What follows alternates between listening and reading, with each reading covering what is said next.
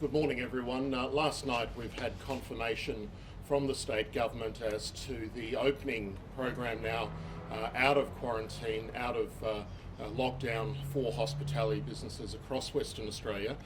Clearly the state government has moved fast to ensure that the 100,000 people working across the tourism and hospitality industry in the state can have some confidence about the reopening of the sector. Hospitality businesses from 6 p.m. tonight will be able to reopen with limited and constrained conditions. That'll mean moving back to the 1 in 4 square metre rule, which we experienced earlier last year, and WA was the first state to move to the 1 in 2 square metre, and hopefully on Sunday the 14th, Valentine's Day, we will move back into the 1 in 2 square metre rule. There will be a cap of 150 patrons, that's patrons, not staff, but 150 patrons per venue across the Perth Metro and Peel area.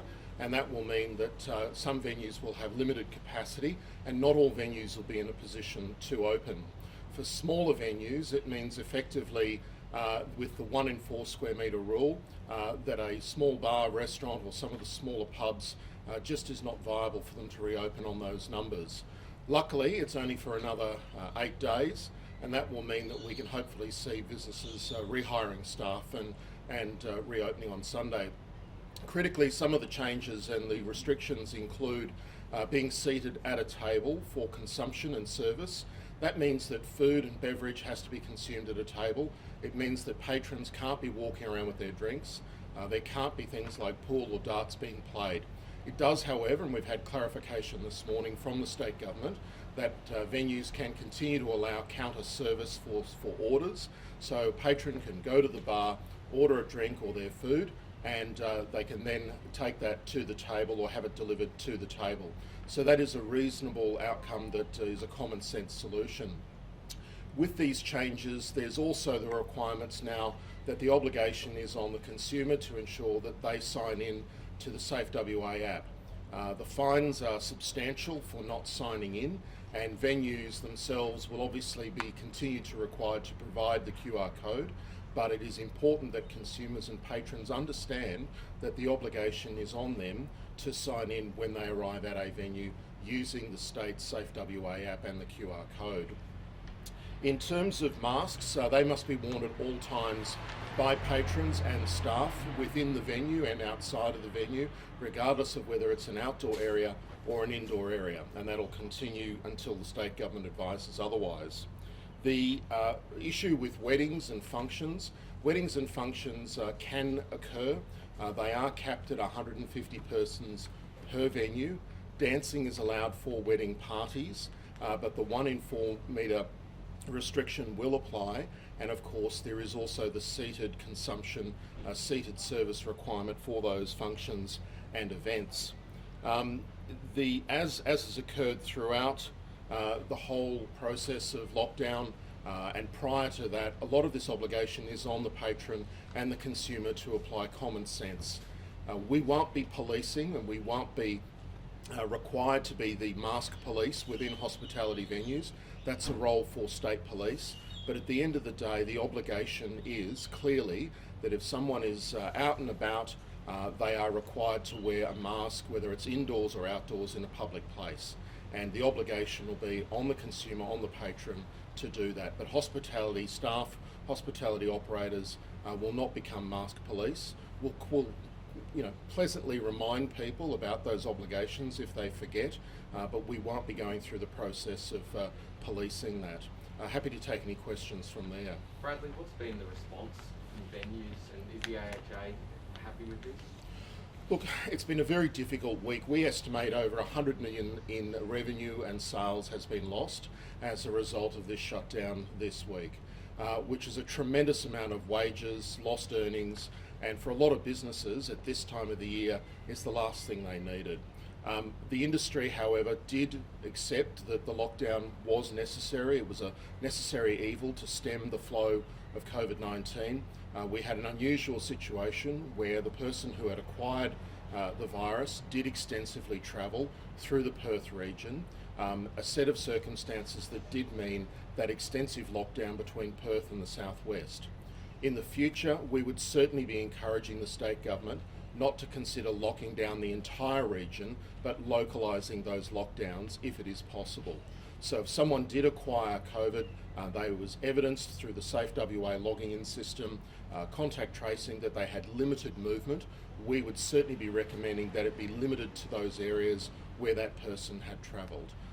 That means that we can learn from this process, but hopefully implement less destructive shutdown or lockdown procedures in the future.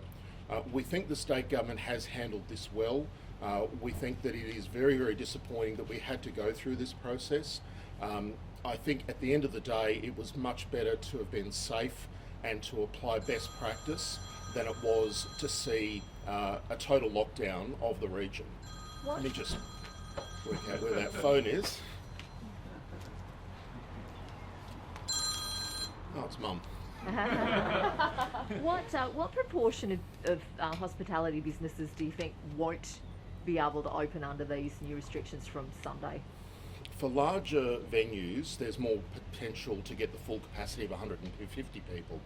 But for a small venue, or for any venue that is less than, say, 600 square metres, they're not going to get 150.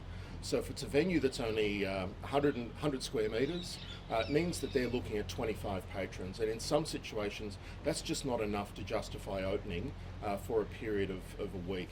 I've spoken to some operators and owners overnight and this morning. Some have indicated that they won't be opening because of that. Others have indicated that they're certainly going to try their best. They might have a bit more outdoor area that they can use and expand the total space and increase that number. But it does mean that with the 1 in 4 square metre restriction, the very reason why the WA government moved to the 1 in 2 was to give us greater flexibility, particularly across smaller venues. So hopefully after Sunday we'll certainly be able to move back to that. That must be a bit of a hit for those smaller venues. I mean, obviously $100 million, as you say, that's a massive loss. And the smaller venues, I mean, the Camfield's probably all right, but little ones that, you know, really rely week to week, they'd be taking a hit. Look, every hospitality business has taken a hit with this lockdown this week. Those that can probably least afford it, the smaller venues, are probably those that have been impacted proportionally much more greatly, particularly now, given going forward they might be limited to only 10 people in what was normally a 40-person venue. And that's really hard, particularly for family-run businesses that are earning, basically taking their daily earnings out of the business.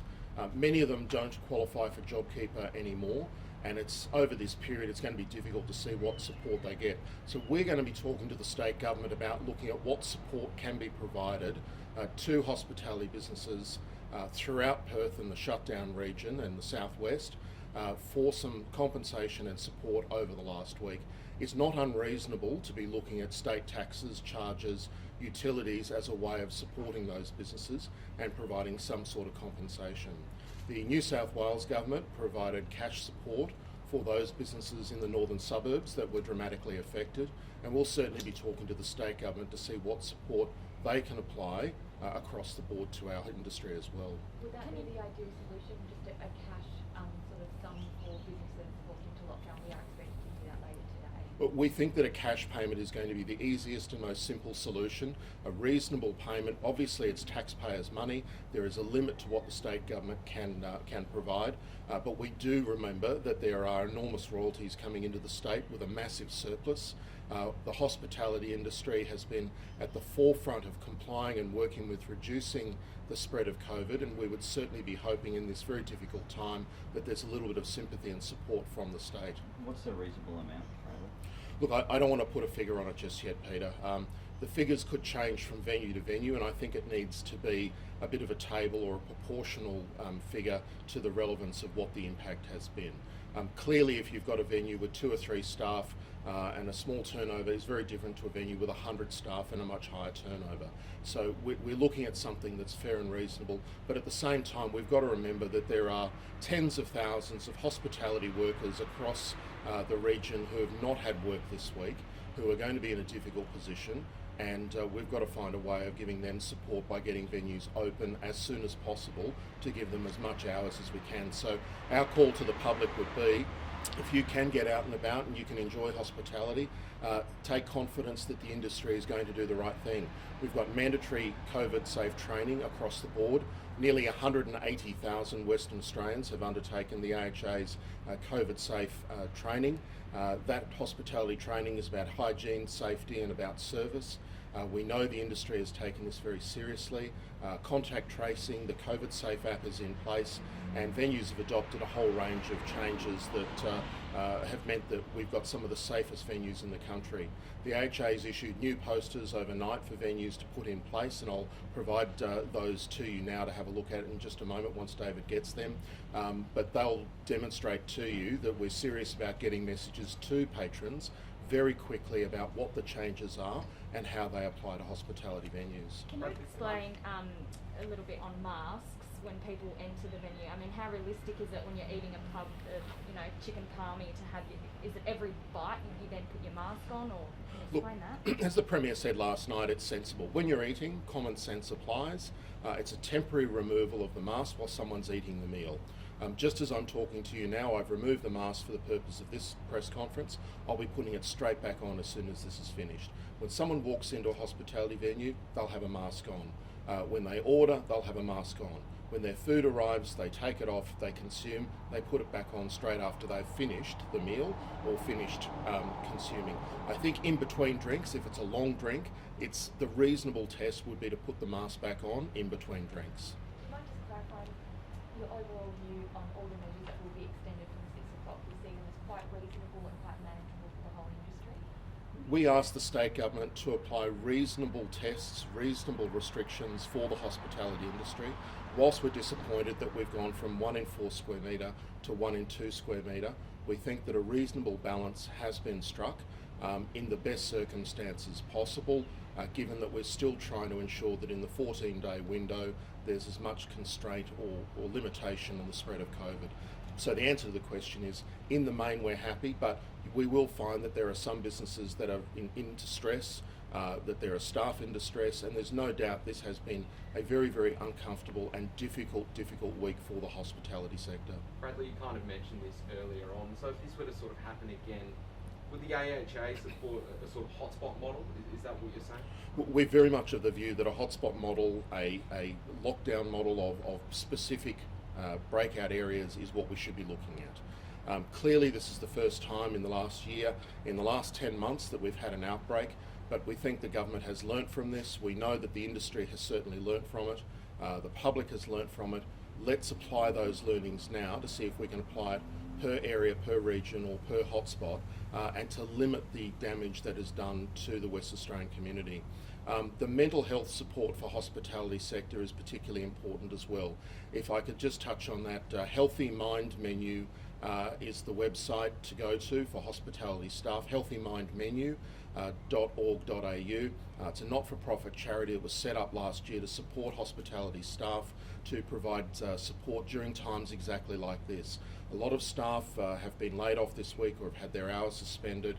They've got financial circumstances, but also disruption and the doubt of whether and when they'll be reopening again has been in their mind. And we'd very much want to ensure that staff can get access to that website. It's a free service with advice, tips and tools to support managing through this very difficult time. All right.